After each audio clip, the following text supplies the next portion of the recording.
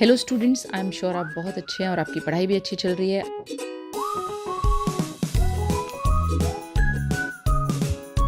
आज हम करने जा रहे हैं वन वर्ड सब्स्टिट्यूशंस, ईडियम्स और प्रोवर्ब्स पे क्वेश्चन होगा। ऑप्शंस दिए जाएंगे आपको और आपको करेक्ट ऑप्शन ढूंढना है। ये क्वेश्चंस हमने IEO क्लास 7 की बुक से लिए हैं। Choose one word substitution for the given definitions. अब अगले कुछ क्वेश्चंस में आपको कुछ डेफिनेशन दिया जाएगा, कुछ डिस्क्रिप्शंस दिए जाएंगे और आपको वन वर्ड की उस चीज़ को क्या कहा जाता है, उसके लिए उसको किस एक शब्द से रिप्रेजेंट किया जाता है, वो चूज़ करना होगा। 4 ऑप्शंस आपके पास होंगे। A person who believes in the existence of God. हमारे ऑप्शंस हैं अथीस्ट, थीस्ट, एग्नोस्टिक, पेसिफिस्ट। देखिए, ये सब शब्द हैं जो एक सर्टेन बिलीव्स वाले पर्सन को रिप्रेजेंट करते हैं। मैं सबके मतलब बता देती हूँ आपको। अथीस्ट होता है एक नास्तिक इंसान। नास्तिक कौन होता है? एक नास्तिक व्यक्ति वो होता है जो गॉड की एग्जिस्टेंस को डाउट करता है। थीस्ट होता है आस्तिक। एग्नोस्टिक वो व्यक्ति होता है जो ना मानता है और ना अविश्वास करता है। वो कहता है कि हमें पता ही नहीं है कि गॉड एग्जिस्ट करते हैं या नहीं करते, या नेचर ऑफ गॉड क्या है।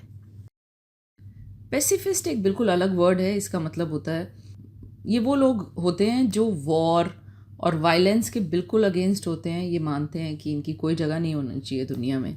तो देखिए, आप समझ ही गए होंगे। A person who believes in the existence of God, theist, right. Atheist तो बिल्कुल उल्टा हो गया। एग्नोस्टिक एक अलग बात हो जाती है और पेसिफिस्ट तो बिल्कुल ही अलग बात हो जाती है।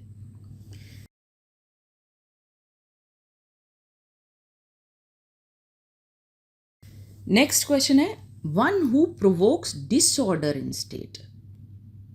डिसऑर्डर यानी कि उथल पुथल। कोई ऐसा व्यक्ति जो अपनी कम्युनिटी में, स्टेट में उथल पुथल को प्रमोट करता हो या का कारण बनता हो, उसको प्रोवोक करता हो, उसको बढ़ाता हो। One who provokes disorder in a state, altruist. ये वो लोग होते हैं जो दूसरों की केयर करते हैं, दूसरों की मदद करते हैं, पर बदले में कुछ नहीं चाहते। लॉयलिस्ट। लॉयलिस्ट एक वफादार इंसान को कहा जाता है। जनरली किसी प्रॉब्लम की सिचुएशन में एक ऐसा इंसान जो लॉयल रहता है। लॉयल्टी किसी की तरफ भी हो सकती है, एस्टैब्लिश रूल की तरफ या गवर्नमेंट की तरफ हो सकती है, specially in the face of a revolt. ख़ास तौर से अगर कोई रिवोल्ट चल रहा है, विद्रोह चल रहा है, तब। एनार्किस्ट किसे कहते हैं? जो अराजकता फैलाता है, डिसऑर्डर फैलाता है, चीज़ों को उथल पुथल करता है ना, एनार्की को प्रमोट करता है या प्रोवोक करता है। तो हाँ, इसका आंसर आपने सही पहचाना, डी है। One who provokes disorder in a state is called an anarchist. Next है समथिंग दैट कांट मूव। एक ऐसी चीज़ जो हिल नहीं सकती। पहला ऑप्शन है सैटेलाइट, दूसरा स्टेशनरी, तीसरा भी स्टेशनरी, स्पेलिंग्स अलग हैं। चौथा है सोलो। सैटेलाइट सबको पता है, ये उपग्रह होते हैं। एक आर्टिफिशियल यंत्र होता है या बॉडी होती है जो अर्थ या मून के इर्द गिर्द या किसी भी प्लैनेट के इर्द गिर्द लगाई जाती है, एक ऑर्बिट में लगाई जाती है। नेचुरल सैटेलाइट्स भी होते हैं, जैसे मून अर्थ का इकलौता नेचुरल सैटेलाइट है। नेक्स्ट है स्टेशनरी विद ENERY। स्टेशनरी जो हमारा लिखने पढ़ने का मटेरियल होता है, पेन, पेंसिल, नोटबुक, रजिस्टर, इन सबको हम स्टेशनरी कहते हैं। तीसरा स्टेशनरी है कुछ ऐसा जो बदले ना, जो मूव ना करे। और चौथा है सोलो। सोलो मतलब अकेले। सोलो सॉन्ग्स भी होते हैं, आपने सुना होगा कोई ऐसा सॉन्ग जिसे कोई सिंगर अकेले गाता है। इसके उल्टे डुअल सॉन्ग्स होते हैं जिनमें 2 लोग गाते हैं। ठीक है, इट्स अ सोलो सॉन्ग, माने गाने वाला एक ही व्यक्ति है। तो सोलो एक अलग बात है, सैटेलाइट अलग बात है। स्टेशनरी में जो ऑप्शन 3 है, NARY वाला, ठीक है, it represents something that doesn't change, that doesn't move. In fact कई बार हम और चीज़ों के लिए भी या और एक्सप्रेशंस में भी हम इसका यूज़ करते हैं, जहाँ मतलब होता है कि कोई चीज़ जो क्वांटिटी में या कंडीशन में या रेट में नहीं बदली, तो वहाँ पर भी हम स्टेशनरी वर्ड का यूज़ करते हैं, कई तरह से एक शब्द का इस्तेमाल किया जाता है, ठीक है। पर फिलहाल समथिंग दैट कांट मूव माने स्टेशनरी। नेक्स्ट है a person who looks upon the bright side of life, एक ऐसा व्यक्ति जो ज़िंदगी में पॉजिटिव चीज़ों को देखता है और उन पर ध्यान देता है, नेगेटिव इंसान नहीं होता। इनोसेंट वो व्यक्ति होता है जो एक मासूम व्यक्ति के लिए यूज़ किया जाता है। पेसिमिस्ट एक निराशावादी होता है, ये एक नेगेटिव थिंकर होता है। पेसिफिस्ट हमने पहले भी पढ़ा है, एक शांतिवादी, एक ऐसा व्यक्ति जो शांति में बिलीव करता है। पेसिफायर वर्ड आपने सुना होगा, कुछ ऐसा जो किसी को काम करे, शांति की तरफ लेके जाए। ऑप्टिमिस्ट एक आशावादी व्यक्ति को कहते हैं, एक पॉजिटिव थिंकर को कहते हैं, जो होपफुल होता है और positive side of the life को देख के चलता है, उस पर ज़्यादा ध्यान देता है। अक्सर ऐसे लोग खुश लोग होते हैं। पेसिमिस्ट अक्सर नेगेटिव सोचते हैं और कभी कभी बहुत वर्स्ट को इमेजिन भी कर लेते हैं और चीज़ों में नेगेटिव्स को ज़्यादा ध्यान देते हैं, है ना, वो नेगेटिव थिंकर्स होते हैं, मैंने बताया ये। तो हमारा आंसर है ऑप्टिमिस्ट, आशावादी, एक ऐसा व्यक्ति जो होपफुल होता है और एक पॉजिटिव थिंकिंग के साथ लाइफ में आगे बढ़ता है। नेक्स्ट है the branch of science that deals with the study of heavenly bodies such as the sun, stars and planets. तो ये जितनी बॉडीज़ हैं जो इंसान के द्वारा नहीं बनाई गई हैं, उन्हें हम हेवनली बॉडीज़ कहते हैं। सन, स्टार्स, प्लैनेट्स, इनमें से बहुत के संरचना का एक्सप्लेनेशन भी नहीं है हमारे पास कि ये बनी कैसे थी। तो हमारे ऑप्शंस हैं एस्ट्रोलॉजी, एस्ट्रोलॉजी माने ज्योतिष।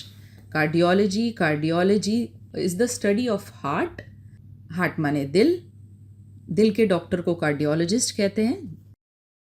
जियोलॉजी होता है भूशास्त्र, ये पृथ्वी की स्टडी को कहा जाता है। भूमि की स्टडी को जियोलॉजी कहा जाता है। जियो मीन्स भूमि, जियोलॉजी मीन्स भूमि की स्टडी, उसको समझना। लास्ट है एस्ट्रोनॉमी, एस्ट्रोनॉमी का मतलब होता है खगोल शास्त्र। ये एक स्टडी होती है जिसमें हम अर्थ के बियॉन्ड के यूनिवर्स को स्टडी करते हैं, दैट्स कॉल्ड एस्ट्रोनॉमी। तो हमारा आंसर है D. It's a branch of science that deals with the study of heavenly bodies such as sun, stars and planets. Geology इसका हिस्सा नहीं है क्योंकि जियोलॉजी अर्थ की स्टडी है, पर अर्थ में भी किस तरह से अर्थ की संरचना है, उसका स्ट्रक्चर क्या है, उसके अंदर क्या है, उसकी हिस्ट्री क्या है और क्या प्रोसेसेस उसके अंदर या उसके बाहर चलते हैं। तो भूमि की स्टडी को जियोलॉजी कहा जाता है। भूशास्त्र भी हम इसे कहते हैं, आई एम नॉट श्योर, आप बताइए अगर आपको इसके बारे में जानकारी है तो।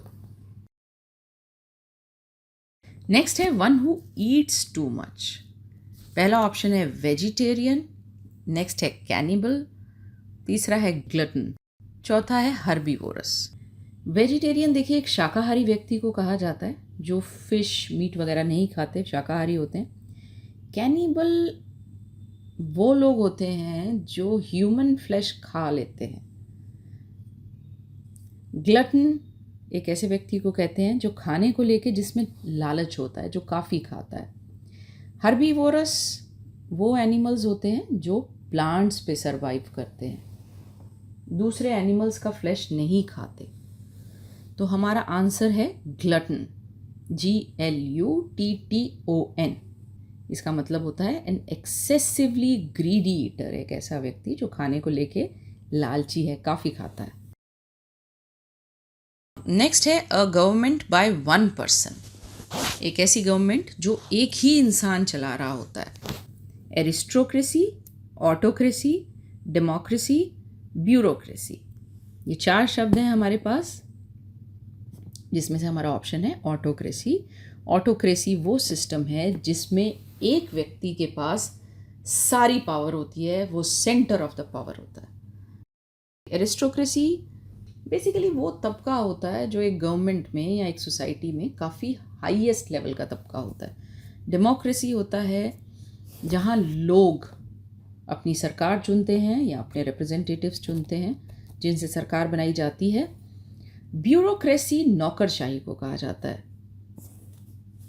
ब्यूरोक्रेसी वो सिस्टम है, मैं आपको समझा देती हूँ, जहाँ गवर्नमेंट ऑफिशियल्स या स्टेट ऑफिशियल्स सारे बड़े डिसीजंस लेते हैं, तो इसे ब्यूरोक्रेसी कहा जाता है और ऐसे लोगों को ब्यूरोक्रेट्स कहा जाता है। अच्छा, तो हमारा ऑप्शन क्या है? हमारा ऑप्शन है ऑटोक्रेसी। यहाँ एक व्यक्ति, ऑफ कोर्स एक आदमी सरकार तो नहीं चलाता, बट सेंटर ऑफ पावर, जितनी शक्तियाँ हैं वो उसके पास एब्सोल्यूट पावर होती है, वो ही सारे फाइनल डिसीजंस लेता है, उसके पास वीटो होती है, वो मेन बंदा होता है। नेक्स्ट है one who believes that women and men should have equal rights and opportunities. Fatalist, misogynist, egoist, feminist. Fatalist, fate word से फेटलिस्ट बनता है। ये भाग्यवादी होते हैं, ये सोचते हैं कि जो होता है वो भाग्य के हिसाब से होता है। मिसोजिनिस्ट, ये वो लोग होते हैं ना जो लेडीज से को थोड़ा नफ़रत की या एक नेगेटिव दृष्टि से देखते हैं, मतलब ये लेडीज़ को थोड़ा डिसलाइक करते हैं और लेडीज़ के अगेंस्ट प्रेजुडाइज्ड होते हैं। नेक्स्ट है ईगोइस्ट, अहमवादी। ऐसे लोग जिनमें अहम बहुत ज़्यादा होता है, एक ऐसा व्यक्ति, ऐसे लोग अक्सर सेल्फिश होते हैं और ऐसे लोग अक्सर अपने ही इंटरेस्ट को ध्यान में रखकर कोई काम करते हैं। फेमिनिस्ट वो व्यक्ति होता है जो औरतों के इक्वल राइट्स के फेवर में होता है, उसे सपोर्ट करता है, कई बार उनके लिए लड़ता भी है। तो देखिए यहाँ हमारा आंसर बन जाता है डी। नेक्स्ट है the action of coming to live permanently in a foreign country. पहला है ट्रांसफ़र, दूसरा है शिफ्ट, तीसरा है एंट्रेंस, चौथा है इमिग्रेशन। ट्रांसफ़र माने एक जगह से दूसरी जगह चले जाना, शिफ्ट माने वो भी एक तरह से ट्रांसफ़र ही होता है, एक प्लेस से दूसरी जगह मूव कर जाना, नॉर्मली एक छोटे डिस्टेंस पे। एंट्रेंस होता है प्रवेश। इमिग्रेशन होता है एक कंट्री के अंदर परमानेंटली आ जाना, किसी और कंट्री से मूव कर जाना। तो हमारा आंसर है डी। नेक्स्ट है a short speech at the end. अंत में किसी भी कार्यक्रम के या किसी किताब के अंत में एक शॉर्ट स्पीच देना जो उसको कंक्लूड करे या उस पर कोई विवेचना दे या कोई कमेंट करे। इम्प्रॉम्प्टू, प्रोलॉग, एक्सटेम्परी, एपिलॉग, ये 4 ऑप्शंस हैं हमारे पास। एक ऐसी स्पीच जो एंड में दी जाती है, हमें वो शब्द ढूंढना है। इम्प्रॉम्प्टू होता है कोई ऐसी चीज़, कोई ऐसा काम या कोई ऐसी परफॉर्मेंस या कोई ऐसी बात जो हम बिना पहले सोचे हुए कर देते हैं, एकदम से कर देते हैं, अनप्लैन्ड वे में कुछ करते हैं। जैसे उसने एक इम्प्रॉम्प्टू परफॉर्मेंस दी, उसने पहले उसकी तैयारी नहीं की हुई थी। नेक्स्ट है प्रोलॉग। प्रोलॉग होता है जो किसी लिटरेरी पीस से पहले, किसी ड्रामा से पहले या म्यूज़िकल वर्क से पहले एक इंट्रोडक्शन दी जाती है। बुक्स में भी पहले कई बार एक इंट्रोडक्शन दी जाती है जिसमें राइटर अपने बारे में या अपनी इंस्पिरेशन के बारे में या किसी भी चीज़ के बारे में एक एक्चुअल राइटिंग पे जाने से पहले उसके बारे में वो बात करते हैं। एक्सटेम्परी होता है कोई ऐसी स्पीच जो बिना प्रिपरेशन के बोली जाती है। एपिलॉग, यस, ये वो स्पीच होती है या कोई सेक्शन होता है जो किसी किताब के या किसी प्ले के एंड में बोला जाता है। ये जनरली उसका एक कंक्लूजन होता है या उसके बारे में एक कंक्लूडिंग स्पीच होती है या राइटिंग होती है या कोई एक कमेंट होता है जो अंत में आता है। तो ये यहाँ पर अंत की बात हो रही है, तो दिस इज़ द ऑप्शन। हमारा ऑप्शन है ऑप्शन डी। नेक्स्ट सेक्शन है कंप्लीट द फॉलोइंग प्रोवर्ब्स या फ्रेजेस। वंस बिटन डैश। तो हमारे ऑप्शंस हैं वंस बिटन, वंस शाई, ट्वाइस बिट, ट्वाइस शाई। देखिए इसका ऑप्शन है ट्वाइस शाई। वंस बिटन ट्वाइस शाई, ये एक प्रोवर्ब है। इसका मतलब होता है कि अगर किसी इंसान का एक बैड एक्सपीरियंस हो जाता है पहली बार में, तो दूसरी बार वो अपना कॉन्फिडेंस या हिम्मत लूज़ कर देता है, वो थोड़ा सा शाय या टेकन बैक या हेजिटेंट हो जाता है। तो the option is once bitten twice shy. बाकी किसी का कोई सेंस नहीं बनता इसके साथ, ये नोन प्रोवर्ब है, बहुत से लोग इसे जानते हैं। वंस बिटन ट्वाइस शाई का एक हिंदी का वर्जन भी है, जिसमें हम कहते हैं दूध का जला छाछ भी फूक फूक के पीता है। जो बेचारा जिसको एक बार बैड एक्सपीरियंस होता है तो फिर वो बहुत केयरफुली, बहुत ध्यान से फूक फूक के कदम रखता है। वही चीज़ इंग्लिश में कही जाती है once bitten twice shy. A bad man is better than a bad name, cloth, women या boy. A bad man is better than a bad name. देखिए हिंदी में भी हम कहते हैं बद से बदनाम बुरा, मतलब कि बुरा होने से ज़्यादा बुरा है एक बदनाम व्यक्ति, कोई ऐसा व्यक्ति जिसने उतना बुरा काम ना किया हो पर लोग समझते हों कि वो बुरा है। हम जानते हैं कि हमारी सोसाइटी में कई बार एक गलत व्यक्ति उतना सफ़र नहीं करता जितना एक ऐसा व्यक्ति जिसे जनरली लोग गलत समझते हैं। तो बद से बदनाम बुरा होता है। अ bad man is better than a bad name.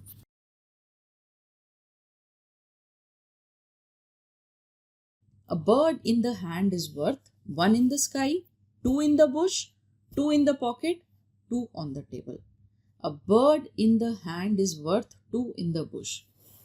ये इसका सही आंसर है, बी ऑप्शन सही ऑप्शन है। इसका मतलब है कि आपकी जेब में अगर कोई बर्ड है तो पहले उसे संभालें, ना कि दो बर्ड्स के पीछे भागे जो बुश में, झाड़ियों में है। देखिए इसका मतलब ये होता है कि आपके पास जो भी है, चाहे थोड़ा है, आप पहले उसे संभालो। और ऐसा ना हो कि कोई दूर दराज की, कोई दूर का सुहाना ढोल देखकर, कुछ बड़ा देखकर आपके पास जो है आपको अभी कम लगता है, आप उसको छोड़कर एक बड़ी चीज़ के पीछे भागे। ना ये छोटी चीज़ आपके पास रहे और ना बड़ी आपको मिले। सो नेक्स्ट है a little knowledge is a dash thing. A little knowledge मतलब आधी अधूरी सी, थोड़ी सी नॉलेज अच्छी होती है या बुरी होती है। ऑप्शंस हैं sweet, profitable, good, dangerous. Actually ये डेंजरस होती है। जब किसी के पास आधी अधूरी सी नॉलेज होती है तो कभी कभी वो अपने आप को या दूसरों को हार्म पहुंचा सकता है। इससे बेहतर है कि किसी एक एरिया में बिल्कुल नॉलेज ना हो। नेक्स्ट है might is tight, quite, right या फ्लाइट। माइट मतलब स्ट्रेंथ, पावर। तो जिसके पास शक्ति है वही सही है। कि शक्तिशाली लोग, पावरफुल लोग, स्ट्रॉन्ग लोग, या किसी किसी केस में power is equal to money होता है ना। वेल्दी लोग ही डिसाइड करते हैं कि क्या सही है और क्या गलत है। तो हमारा ऑप्शन है right. Might is right, power ही सही है। बहुत एग्जैक्टली सेम तो नहीं, बट हिंदी में कभी कभी हम कहते हैं जिसकी लाठी उसी की भैंस। वैसे ये मैच नहीं करता बट हल्का सा मैच भी कर जाता है कि लाठी जिसके पास है, पावर जिसके पास है, प्रिविलेजेस भी उसी को मिलती हैं।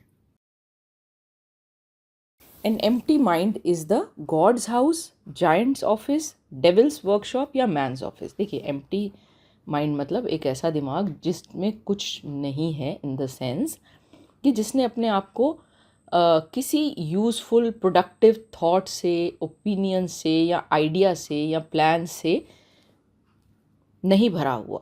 तो ऐसा एम्प्टी माइंड क्या होता है, फिर उसमें गलत चीज़ें चलती हैं। Empty mind is the devils workshop, devil का वर्कशॉप बन जाता है वो।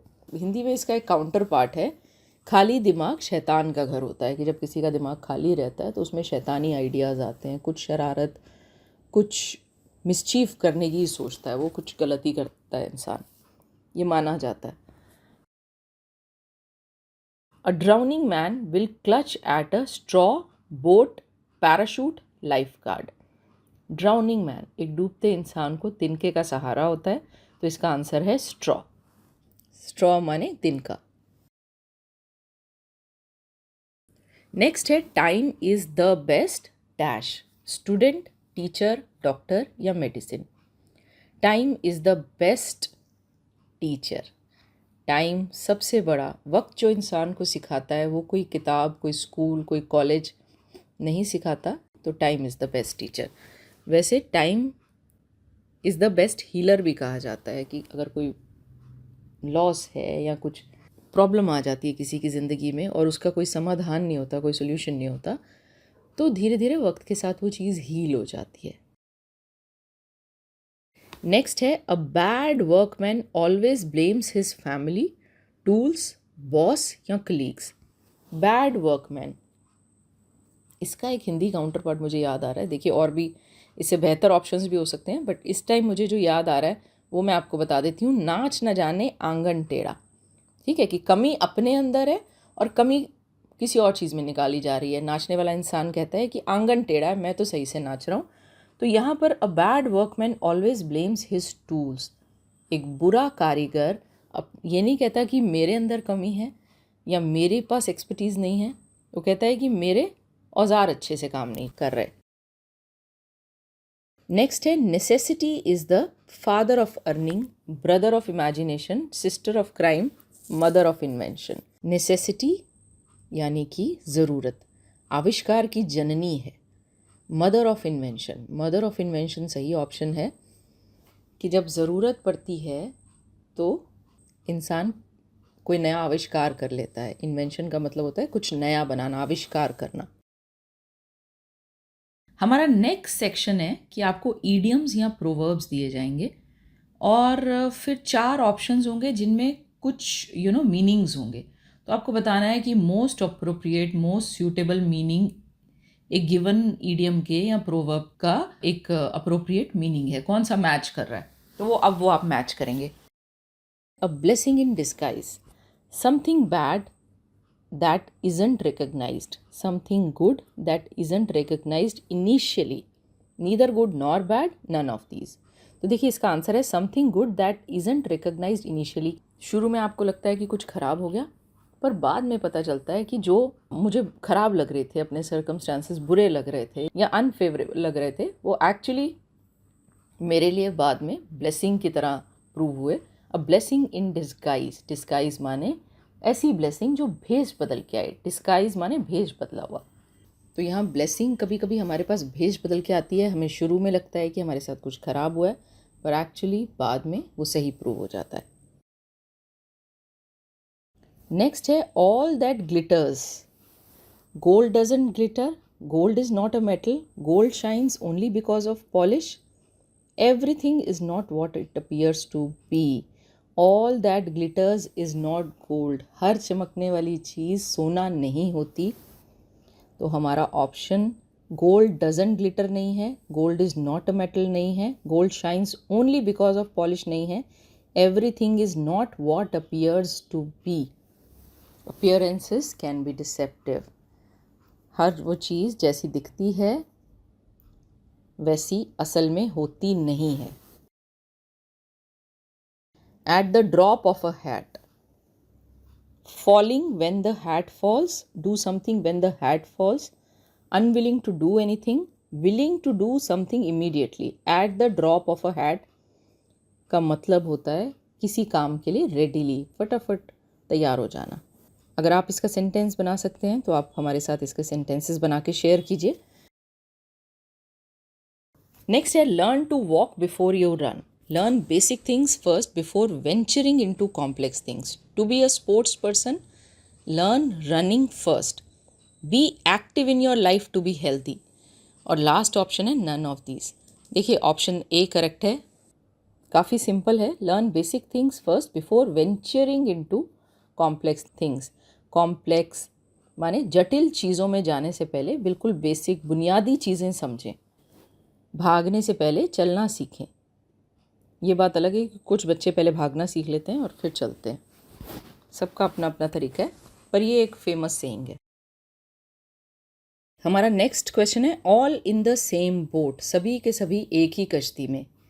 हमारे ऑप्शंस हैं everybody in a boat about to sink, everybody facing the same crisis और problem, the boat which can accommodate everybody, none of these. इसका मतलब है everybody facing the same crisis और प्रॉब्लम। हर कोई एक ही बोट में है, हर कोई एक ही कश्ती पे सवार है, माने हर किसी की ज़िंदगी में एक सर्टेन टाइम पे एक ग्रुप ऑफ लोगों की लाइफ्स में सेम क्राइसिस या सेम प्रॉब्लम या सेम चैलेंज आ रहे हैं। तो हमारा ऑप्शन है option B. Next achiever section है। यहाँ कुछ डिफ़िकल्ट क्वेश्चंस होते हैं, पर हम ऐसे समझाएंगे कि आपके लिए कुछ भी डिफ़िकल्ट नहीं रहेगा। One who can do anything for money, mercenary, volunteer, Pioneer, optimist. मैं सबके मतलब बता देती हूँ आपको। मर्सिनरी देखिए एक ऐसा व्यक्ति होता है जो अपने एथिक्स को ताक पे रख के सिर्फ पैसा कमाने में लगा होता है, जिसका ध्यान सिर्फ अपने प्रॉफिट या मनी पे होता है। वॉलंटियर होता है स्वयं सेवक।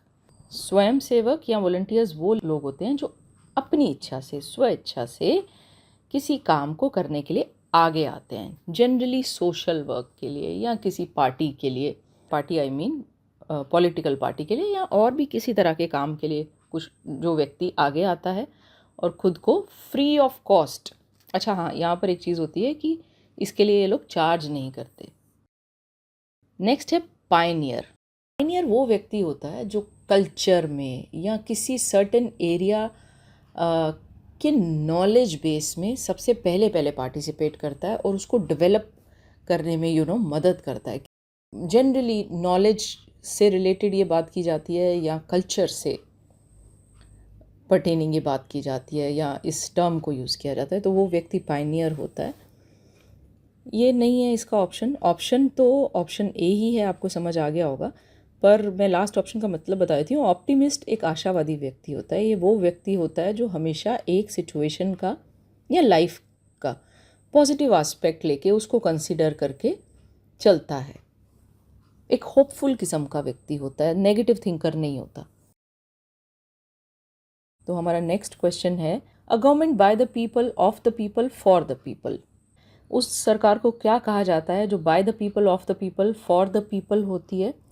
बाय द पीपल वो सरकार जो लोगों के द्वारा बनाई जाती है, ऑफ द पीपल लोगों की सरकार, फॉर द पीपल और वो सरकार जो लोगों के लिए काम करती है, जनहित के लिए काम करती है, मतलब लोगों के हित के लिए, फ़ायदे के लिए, उनके वेलफेयर के लिए काम करती है। तो उस सरकार को कहते हैं डेमोक्रेसी। हमारा ऑप्शन है ऑप्शन सी। बाकी शब्दों के मतलब भी मैं आपको बता देती हूँ। एरिस्टोक्रेसी, एरिस्टोक्रेट्स होते हैं जो एक सोसाइटी में सबसे हाईएस्ट क्लास के लोग होते हैं। जनरली ये किसी सरकारी ऑफिस में या किसी रॉयल फैमिली में ऊंचे पद पर विराजमान लोग होते हैं। इन्हें एरिस्टोक्रेट्स कहते हैं। ऑटोक्रेसी, ऑटोक्रेसी एक वो सिस्टम है जिसमें एक इंसान के इर्द गिर्द पावर घूमती है। वो पावर का सेंटर होता है, उसके हाथ में होता है सब कुछ। ऑब्वियसली वो अकेले तो सब कुछ नहीं चलाता, पर फिर भी उसके हिसाब से हर चीज़ चलती है। वो सबसे स्ट्रॉन्ग पर्सन होता है और वो अनचैलेंज्ड होता है एक किस्म से। डेमोक्रेसी मैंने आपको बताया, ये हमारा आंसर है। इसका मतलब होता है प्रजातंत्र। हम सबसे बड़ी डेमोक्रेसी है दुनिया की। हमारे यहाँ पर लोग अपने रिप्रेजेंटेटिव्स चुनते हैं और फिर वो रिप्रेजेंटेटिव्स सरकार बनाते हैं। उनमें से फिर फर्दर चुने हुए लोग हमारी सरकार बनाते हैं और सारे बड़े डिसीजंस वो लोग लेते हैं। तो ये बहुत ज़िम्मेवारी का काम होता है जिसे अक्सर लोग अपने फ़ायदे के लिए इस्तेमाल करते हैं। ब्यूरोक्रेसी, ब्यूरोक्रेसी नौकरशाही होती है। इसमें क्या होता है कि इलेक्टेड रिप्रेजेंटेटिव्स नहीं, चुने हुए रिप्रेजेंटेटिव्स नहीं, बल्कि सरकारी बड़े सरकारी अफसर अधिकतर डिसीजंस लेते हैं। इन्हें ब्यूरोक्रेट्स कहा जाता है। नेक्स्ट देखते हैं, complete the given phrases. Face is the index of the body, soul, mind या blood. Actually face is the index of mind. बाकी कोई ऑप्शन सही नहीं है। इसका मतलब ये होता है कि हमारे माइंड में, हमारे दिमाग में जो चल रहा है वो हमारे चेहरे पर आ ही जाता है। जैसे अगर किसी को गुस्सा है तो आपको चेहरे से पता लग जाता है कि ये गुस्से में है। अगर कोई बहुत खुश है तो वो भी आपको उसके चेहरा देख के पता लग जाता है, चेहरे के भाव देख के पता लग जाता है। तो इसका आंसर है सी, माइंड यानी कि दिमाग। नेक्स्ट है, appearances can be A attractive, B fashionable, C deceptive, D inspiring. Appearances can be deceptive. Deceptive का मतलब होता है मिसलीडिंग। कई बार जो हमें बाहर से, देखिए ये क्वेश्चन ये सेइंग पिछले सेइंग से लगभग उल्टी ही है। वहाँ ये था कि जो कुछ हमारे दिमाग में होता है वो चेहरे पे आ जाता है, दैट इज़ मोस्टली ट्रू, पर कभी कभी अपीयरेंसेस डिसेप्टिव भी होती हैं, मिसलीडिंग होती हैं। देखने वाला कभी कभी नहीं जज कर सकता कि जो बाहर से कुछ दिख रहा है या कोई व्यक्ति दिख रहा है वो अंदर से कितना अलग हो सकता है। तो appearances can be deceptive. Deceptive का मतलब होता है मिसलीडिंग, कि जो उसकी असल है उससे कुछ अलग दिख रहा है। An empty vessel makes much hungry food wait या नॉइज, थोथा चना बाजे घना। ये हिंदी की एक सेइंग है कि जो चने में जो थोथा होता है, जिसके अंदर कुछ नहीं होता, वो सबसे ज़्यादा शोर मचाता है। तो ये इसका इंग्लिश वर्जन है, an empty vessel makes much noise, कि जो खाली बर्तन होता है वो सबसे ज़्यादा आवाज़ करता है। सो यहाँ हमारे क्वेश्चंस ख़त्म होते हैं।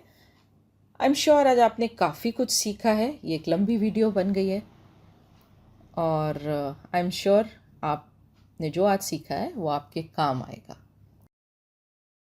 यहाँ मैं आपको याद दिला दूँ कि हमारे चैनल पे आपको अपनी लैंग्वेज और कम्युनिकेशन स्ट्रेंथन करने के लिए और बहुत से वीडियोस मिल जाते हैं। हमारा कंटेंट हिंदी और इंग्लिश दोनों में है। आपको ग्रामर पे, वोकैबुलरी पे कंटेंट मिलेगा, आपको आईएलटीएस पे बहुत यूज़फुल वीडियोस मिलेंगे। इसके अलावा हमारे चैनल पे कुछ वीडियोस हैं, ये इंग्लिश वीडियोस हैं जो आपको सिखाते हैं कि कैसे आप अपने राइटिंग और स्पीकिंग स्किल्स को पॉलिश कर सकते हैं। इसके अलावा हमारे चैनल पे पर्सनालिटी डेवलपमेंट थ्रू कम्युनिकेशन, किस तरह से आप अपने कम्युनिकेशन को ऑप्टिमाइज़ कर सकते हैं ताकि आपकी प्रोफेशनल और पर्सनल लाइफ्स बेटर हो सकें। अगर आपको लगता है कि हमारा चैनल आपके लिए और औरों के लिए यूज़फुल है और आगे भी प्रूव हो सकता है, तो प्लीज़ हमें इनकरेज करने के लिए हमारे चैनल को सब्सक्राइब कीजिए, इस वीडियो को लाइक कीजिए। कुछ नए तरह के वीडियोस चाहते हैं तो आप हमें बताइए। हमारे कंटेंट को अगर आप शेयर करेंगे तो हमारे लिए बहुत मदद होगी। Thank you, bye bye, see you soon.